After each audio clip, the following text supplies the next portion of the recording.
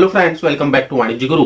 दोस्तों, आज की इस वीडियो में आपके साथ शेयर करने वाला हूं 12th अकाउंटेंसी में वसूली खातादारी समाप्त हो जाती है और पूरा व्यापार बंद हो जाता है, तो उस केस में सभी संपत्ति और दायित्वों का निपटारा किस तरह से हम करते हैं और उसके लिए कौन कौन से खाते बनाए जाते हैं, ये पूरी जानकारी मैं आपको एक क्वेश्चन के माध्यम से उसे सॉल्व करते हुए डिटेल में आपको तो वीडियो में अंत तक बने रहें। अगर अभी तक आपने हमारे चैनल को सब्सक्राइब नहीं किया है तो ऐसी और जानकारियों के लिए, ऐसे और प्रॉब्लम के सॉल्यूशन के लिए आप वीडियो को सब्सक्राइब कर लीजिए, बेल आइकन को प्रेस कर लीजिए और अगर वीडियो पसंद आएगा तो कमेंट करके हमें बताइए वीडियो आपको कैसा लगा। चलिए प्रश्न शुरू करते हैं। रोज और लिली का लाभ विभाजन अनुपात 2:3 है। 31 मार्च 2014 को उनका चिट्ठा निम्न है। यहां पर बैलेंस शीट दिया हुआ है रोज और लिली का। लायबिलिटी साइड में है creditors, loan from lily, profit and loss account और कैपिटल लिली और रोज की। एसेट साइड में है कैश, डेटर्स में से संदिग्ध ऋण संचय है ना, reserve for bad debts minus किया गया है, स्टॉक है, बिल रिसीवेबल है और बिल्डिंग है।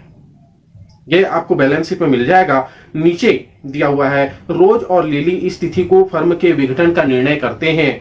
परिसंपत्तियों जो कि एसेट है उसमें प्राप्त विपत्र को छोड़कर बाकी से 4,84,000 रुपए की वसूली हुई।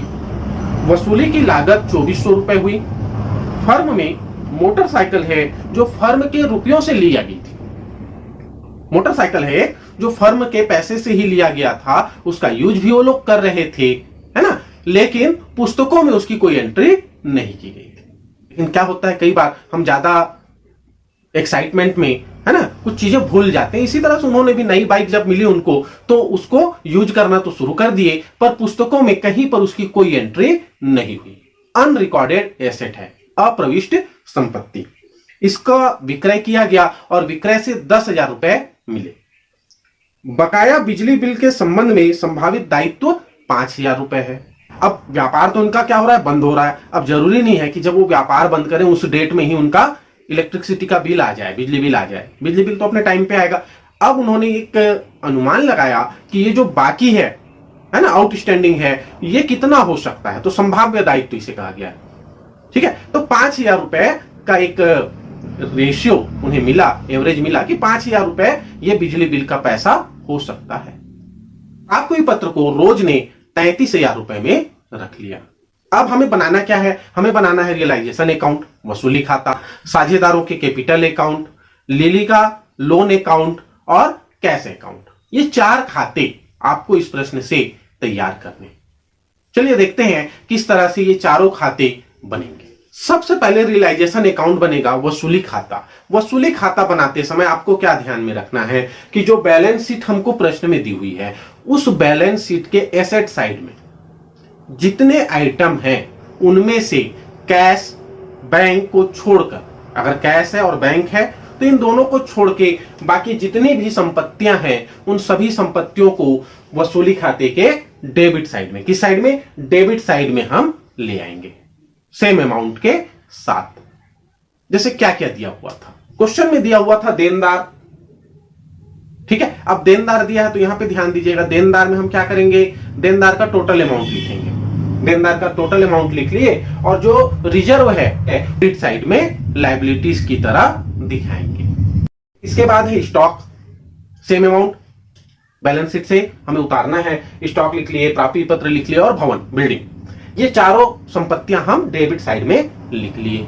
क्रेडिट साइड में क्या लिखते हैं, तो जो बैलेंस शीट में लायबिलिटीज की साइड में दिया हुआ है दायित्व की ओर क्या क्या दिया है, तो देखिए लेनदार दिया हुआ है, वो लेनदार हम क्रेडिट में उतार लेंगे सबसे पहले।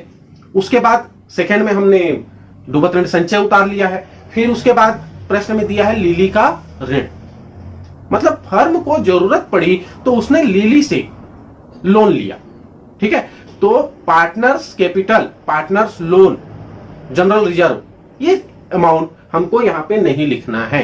ये खाते ओपन रहेंगे, खुले रहेंगे, इनका पेमेंट होगा, है ना, तो इनको अभी हमको यहां पे नहीं लिखना है। हम क्या लिखेंगे, केवल लेनदार और डूबत ऋण संचय।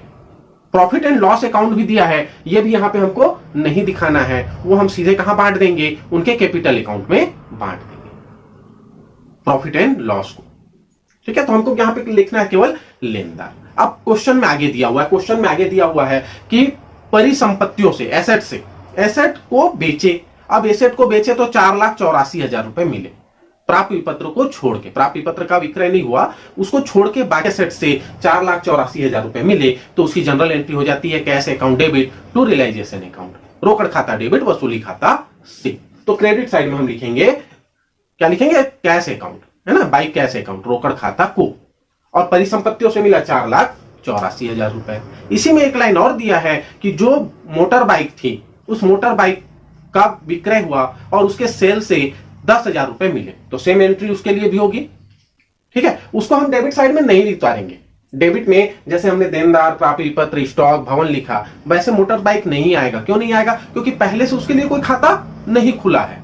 अब जो चीज खुला ही नहीं है उसको बंद कैसे करोगे? बंद हम उसी को करते हैं जो खुला होता है, जो खुला ही नहीं है वो बंद नहीं हो सकता। तो उसकी एंट्री यहां पे हम नहीं करेंगे, केवल उसको बेचने से जो पैसा मिला उसको क्रेडिट साइड में दिखाएंगे।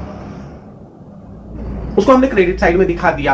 अब क्या करना है, पैसे तो मिल गए, है ना, सारी संपत्तियों को व्यापार का हमने बेच दिया, पैसा मिल गया, पैसा लेके घर चलो। ऐसा नहीं करना है, घर नहीं जाना है अभी। क्यों घर नहीं जाना है? कि जो हमारी लाइबिलिटीज है, जो हमारे क्रेडिटर्स हैं, उनको पेमेंट कौन करेगा? हम पैसा लेके घर चले गए तो उनका पेमेंट होना है। क्वेश्चन में नहीं लिखा है कि क्रेडिटर्स को पेमेंट करो, लेकिन क्रेडिटर्स को इसी पैसे से पेमेंट होगा, चाहे प्रश्न में दिया हो या ना दिया हो। अगर प्रश्न में दिया है, क्वेश्चन में दिया है इतना अमाउंट, तो उतना पेमेंट होगा। अगर कुछ नहीं दिया है तो जितने के हैं पूरा अमाउंट हम पे करेंगे, पूरा पैसा उन्हें दिया जाएगा। तो डेबिट साइड में अब एंट्री क्या होगी? एंट्री होगी वसूली खाता डेबिट रोकड़ खाता से, realisation account debit to cash account. अब आपके मन में सवाल आ रहा होगा कि पेमेंट तो हुआ है लेनदार को, तो वसूली खाते में हम क्यों लिख रहे हैं? लेनदार के खाते क्या हो गए? क्लोज हो गए। अब उसको पेमेंट हमको नहीं करना है। अब जो भी पेमेंट होगा वो वसूली खाते के नाम पर होगा, क्योंकि वो खाता हम ऑलरेडी बंद कर चुके हैं, क्लोज कर चुके हैं। अब उसमें और एंट्री नहीं करेंगे। अब सारे काम हम वसूली खाते के नाम पे करेंगे। जब पैसा वसूली खाते के नाम पे ले रहे हैं तो पेमेंट भी वसूली खाते के नाम पे होगा। तो डेबिट साइड में लिखेंगे टू कैश अकाउंट, लेनदार का पैसा, और आगे दिया है वसूली के व्यय हुए। भाई इतना काम धाम सब होगा, है ना, अब इस ताम झाम के पीछे कुछ खर्चे भी होंगे, तो 2,400 रुपए वो खर्चे हुए, उसको भी डेबिट में लिखेंगे वसूली खाते के डेबिट साइड में टू कैश अकाउंट, रोकड़ खाता से 2,400 रुपए। और एक लाइबिलिटीज और है, बिजली बिल का पैसा अभी देना बाकी था, पेमेंट नहीं हुआ है, आउटस्टैंडिंग है, उसका भी पेमेंट करेंगे। उसका पेमेंट करेंगे 5,000 रुपए टू कैश अकाउंट के नाम पे फिर से दिखाएंगे। तो इस तरह से ये तीनों हमारी लाइबिलिटीज जो थी उनका हमने पेमेंट कर दिया। एक भी आउटस्टैंडिंग अब नहीं रखना है, सबका हिसाब क्लियर करना है, तभी हम दुकान अपना बंद करके घर जा सकते हैं। ठीक है, क्योंकि हम अपना दुकान, अपना धंधा, अपना व्यापार बंद कर रहे हैं, साझेदारी का विघटन हो गया, समापन हो गया, तो अब यहां पर सारी चीजें क्लोज हो जाएंगी। तो ये हो गया हमारा डेबिट साइड में भी, क्रेडिट साइड में भी। एक पॉइंट बच गया, जो है वो प्राप्य पत्र को रखना चाहती है और उसके बदले में 33,000 उसके कैपिटल से माइनस करेंगे।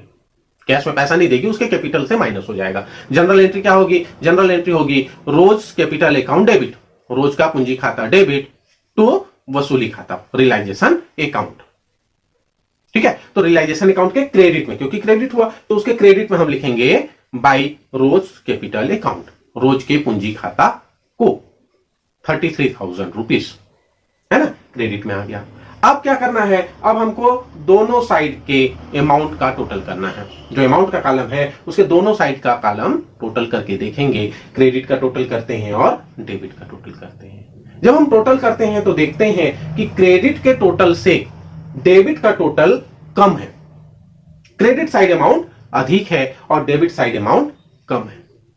तो जब क्रेडिट अधिक होता है तो क्या होता है? प्रॉफिट होता है। प्रॉफिट को हम कहां लिखेंगे? कैपिटल अकाउंट में लिखेंगे। तो डेबिट साइड में लिखेंगे टू कैपिटल अकाउंट, लिली और रोज। किस रेशियो में? 2:3 में। 13,600 रुपए का जो डिफरेंस है उस डिफरेंस को 2:3 के अनुपात में बांट देंगे और वो अमाउंट यहां पर आ जाएगा, है ना, 5,440 और 8,160। और ये पैसे उनके कैपिटल अकाउंट में जमा हो जाएंगे। जमा मतलब क्रेडिट हो जाएंगे। तो ये हमारा वसूली खाता बन गया। अब आगे चलते हैं। अब हमको क्या बनाना है, कैपिटल अकाउंट बनाना है। कैपिटल अकाउंट बनाएंगे, दो पार्टनर हैं, दोनों के नाम से कॉलम बन जाएगा। क्रेडिट में हम लिखेंगे बैलेंस, शेष लाया गया, बैलेंस कैरी फॉरवर्ड, बैलेंस लिखे क्रेडिट में, और रोज का कैपिटल हो गया। अब कैपिटल लिखने के बाद क्या हुआ, प्रॉफिट लॉस दिया था बैलेंस शीट में, प्रॉफिट एंड लॉस अकाउंट। जब ये profit and loss account balance sheet के लायबिलिटी साइड में हो तो क्या होता है, वो प्रॉफिट होता है। और जब एसेट साइड में हो, संपत्ति की ओर हो, तो वो क्या होता है, लॉस होता है, हानि होता है।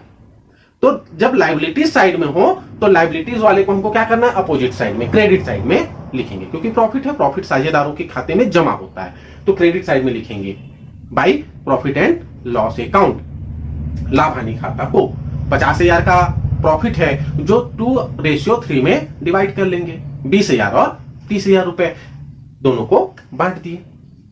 अब जो वसूली खाते से लाभ हुआ, उस लाभ के अमाउंट को भी क्रेडिट में लिखना है, उसको भी लिख लेते हैं बाई रियलाइजेशन अकाउंट। वसूली खाता को क्रेडिट में 5,440 और 8,160 दोनों का अमाउंट हमने लिख लिया। अब दोनों का अमाउंट लिख लिए। अब डेबिट साइड में एक ही एंट्री होगी, कौन सी एंट्री, तो रोज ने प्राप्ति पत्र लिया है उसकी एंट्री हम डेबिट साइड में करेंगे, क्योंकि उसने पैसे नहीं दिए हैं। 33,000 का विपत्र तो उसने ले लिया है ना, बिल ले लिया, लेकिन उसका पेमेंट उसने कैश में नहीं किया, तो अब पैसे कैसे मिलेंगे, उसके कैपिटल से माइनस करके। तो कैपिटल में माइनस करने के लिए डेबिट साइड में लिखते हैं। डेबिट साइड में लिखेंगे टू रियलाइजेशन अकाउंट, वसूली खाता से करके 33,000 किसके में, रोज के में लिखेंगे। और इस तरह से अब दोनों साइड का टोटल करके देखेंगे तो स्वाभाविक सी बात है, हम लिली का टोटल करते हैं। लिली के टोटल में देखो क्या क्या आया, क्रेडिट में उसका बैलेंस था कैपिटल का 1,60,000 रुपए, वो आ गया, प्लस उसने जो प्रॉफिट में उसका हिस्सा था 20,000, 1,80,000 हो गया, प्लस 1,80,000 में उसको वसूली खाते से लाभ हुआ तो वो जोड़ दिए। अब इन सबको जोड़ के उसका अमाउंट हो गया 1,85,440 रुपए। डेबिट साइड में उसमें कहीं कोई कमी नहीं हो रही है, तो पूरा का पूरा बैलेंस आएगा। और ये बैलेंस अब हमको बैलेंस के रूप में नहीं दिखाना है। पहले हम क्या करते थे, शेष ले जाया गया करके बैलेंस भी उसको लिख देते थे, ठीक। लेकिन अब यहां पे हमको नहीं लिखना है, क्योंकि अब इनका व्यापार बंद हो रहा है, कैपिटल अकाउंट भी क्लोज हो जाएगा, तो उनको पेमेंट कर देंगे। तो डेबिट साइड लिखेंगे टू कैश अकाउंट, लिली को दे देंगे 1,85,440 रुपए, और रोज का हिसाब कर लेते हैं क्रेडिट साइड का टोटल करके और डेबिट के टोटल से माइनस करके उसको भी पेमेंट कर देते हैं। तो इस तरह से दोनों का पेमेंट हमने कर दिया। अब नेक्स्ट अकाउंट क्या बचा, loan account, lilies loan account. Lily का ऋण खाता खोलेंगे, लिली के ऋण खाते के फिर से क्रेडिट में, क्योंकि लायबिलिटी साइड है, जो भी खाते लायबिलिटी साइड होते हैं उनका बैलेंस क्रेडिट होता है, तो क्रेडिट में हम लिखेंगे शेष लाया गया। 32,000 रुपए लिली के ऋण खाते के क्रेडिट में हमने लिख लिया। अब इसमें हमको और कुछ दिमाग नहीं लगाना है, सीधा सीधा क्या करेंगे, उसको पैसा दे देंगे। भाई संपत्तियों को बेच के पैसा रखे हैं ना हम, उसको घर नहीं ले जाना है, पेमेंट करना है, तो अभी पहले इनको पेमेंट कर देंगे। तो इसको भी पेमेंट कर दिया हमने, इसका पेमेंट हो गया 32,000 रुपए, इसे भी दे दिए। अब 32,000 रुपए दे दिए, इसके बाद अब हमको लास्ट काम क्या बचा, क्योंकि ये अकाउंट तो क्लोज हो गया, अब हमारा लास्ट काम बचा कैश अकाउंट बनाना, रोकड़ खाता।